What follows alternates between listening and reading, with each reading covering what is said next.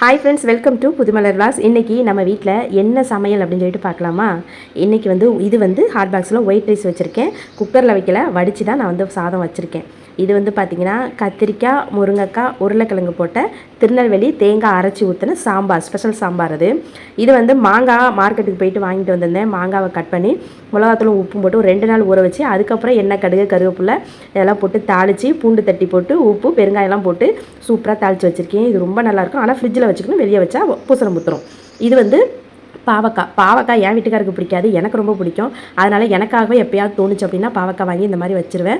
இது இப்படி செஞ்சேன் அப்படின்னாக்கா எவ்வளோ கசப்புனாலும் நான் சாப்பிடுவேன். என் வீட்டுக்கார் பாவக்காய்னா ஓடியே போயிடுவார். அந்தளவுக்கு எனக்கு பாவக்காய் ரொம்ப பிடிக்கும். ஆனால் என் வீட்டுக்கார் பிடிச்சது இந்த பாவக்காயில் இந்த சிப்ஸு. இது நல்லா அப்படி நம்ம நசுக்கணும்னா அப்படி மொறுன்னு இருக்கும். அந்தளவுக்கு இந்த பாவக்காய் சிப்ஸ் அவருக்கு ரொம்ப பிடிக்கும். ஏன்னா கடையில் வாங்கி சாப்பிட்றத பார்த்துருக்கேன். அப்போ அது பிடிக்கும்னா நம்மளே செஞ்சு கொடுத்துடலாமே அப்படிங்கிறதுக்காக நல்லா கிறிஸ்பியாக இருக்கிற மாதிரி அந்த சிப்ஸ் போட்டு கொடுத்தேன் அவருக்கு. அதனால் அவர் நல்லா சாப்பிட்டாரு.